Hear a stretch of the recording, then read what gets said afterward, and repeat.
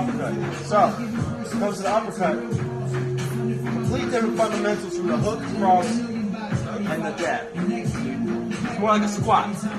Have your hand under, palm facing up, squatting, raising up. Now you can add arm to add a little more power, but all it is just a squat. You squat down and you just raise up. That's all an uppercut is. Now, same with the dominant hand too. Try to cover a little more range with the same method. Now, uppercut is usually used for short, pocketed areas. You never throw a distant uppercut. You're very prone to getting countered.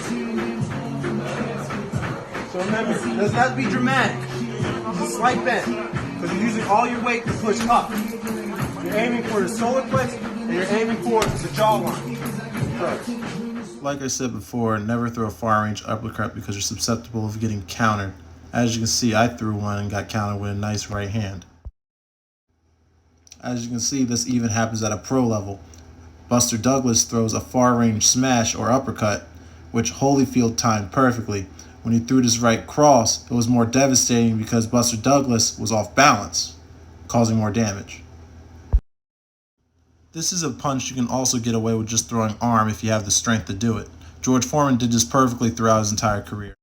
Now, it's still the same fundamentals as an uppercut because it's a short punch, but Foreman, since he uses all arm, he does flick his shoulder to give him more momentum. Now, the uppercut is so devastating because it shakes the brain upward because you hit the jawline directly, causing the knockout. Now, Frazier's dipping style in this fight was a huge disadvantage because when he would duck to evade punches, he would fall into an uppercut, thus taking double the damage, as you can see here.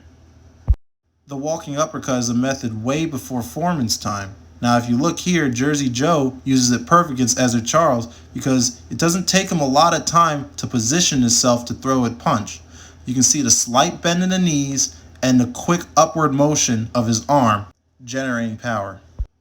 Again, I want to say thank you guys for all your support, and always like and subscribe if you find the content interesting.